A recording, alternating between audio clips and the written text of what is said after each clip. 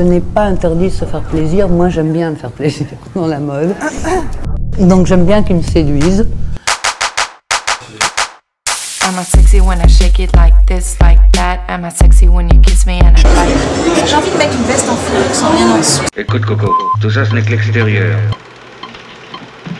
Mais l'extérieur c'est aussi la réalité, c'est ça la vérité. Aujourd'hui, Maria-Luisa a une double activité. Il y a une activité d'acheteuse traditionnelle qu'on connaissait, mais qui ne s'exprime plus dans une boutique indépendante comme c'était le cas, qui est devenue beaucoup plus internationale, qui est passée, il y a une boutique online, une boutique à Hong Kong, une boutique à Dubaï, et il y a une boutique au sein du deuxième étage de la mode au printemps. Maria-Luisa, vous l'avez compris, est une chercheuse de talent depuis 20 ans. Le printemps, c'est une façon pour elle de s'exprimer toujours sur le même degré d'exigence, mais avec beaucoup plus d'auditoire. Ce que le printemps apporte à Maria, c'est effectivement une très forte visibilité internationale, un trafic, quelque chose comme ça. Et printemps bénéficie effectivement de ce degré d'exigence, de cet ultime avant-gardisme que le grand magasin a du mal à exprimer seul. Ce qui est absolument extraordinaire déjà au printemps, c'est de pouvoir faire exactement la même chose de manière infiniment plus démocratique, d'enlever ce côté élitiste qui, moi, m'exaspère et m'a toujours exaspéré et pesé pendant 20 ans, parce que j'ai jamais eu envie de parler à un club privé, mais de parler à n'importe quel amateur.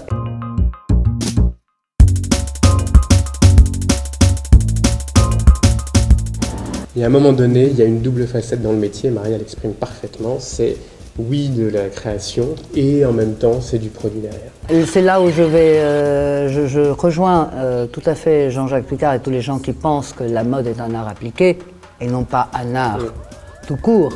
C'est que si c'était un art tout court, honnêtement, je ne me permettrais pas d'être déçu ni de m'exprimer de manière un peu négative sur certains défilés très extrêmes qui font l'impasse complète sur le produit et donc l'impasse sur la nature même de leur activité. J'ai toujours voulu sauvegarder une espèce de réaction de cliente. Je pense qu'aujourd'hui, il n'y a pas de marque qui réussisse sans ça, il n'y a pas de marque qui va durer sans ça. Il faut absolument qu'elle explore un territoire nouveau pour pouvoir exister, pour nourrir ses parfums, pour nourrir toutes ces chaînes bis de produits en dessous. S'il n'y a pas un cerveau créatif qui lui fait basculer le débat dans quelque chose qui peut nous surprendre, etc., vous ne donnez pas de nourriture à la marque.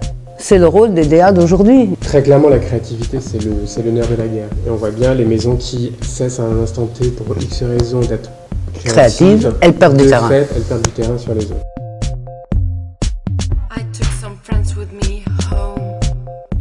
L'exigence est le propre de beaucoup de créateurs qui mettent la barre très haut tout de suite, même avec très peu de moyens, qui n'essayent pas de plaire à tout le monde, mais de raconter une histoire qu'ils portent en eux. Ça passe par l'émotion avant tout, c'est jamais j'aime pas. Vous pouvez y rattacher tout le discours construit que vous voulez derrière, mais au dernier lieu, même la cliente va réagir avec jamais j'aime pas. Et nous aussi, pendant un défilé.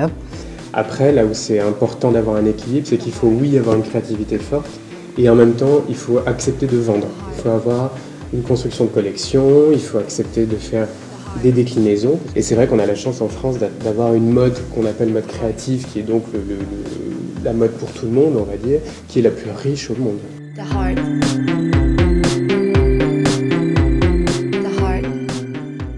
Très clairement, le business model, ce concept, n'existait pas auparavant. Il a effectivement été inventé d'une envie commune. Et aujourd'hui, c'est vrai qu'on se rend bien compte du succès et médiatique et au sein de la profession et vis-à-vis des clients. On sent bien que c'est un succès à tous les niveaux. Donc très clairement, ça donne des idées aux autres. C'est vraiment, sincèrement, une collaboration étroite et très transversale. Je serais très difficile si je n'avais pas un sourire qui s'affiche.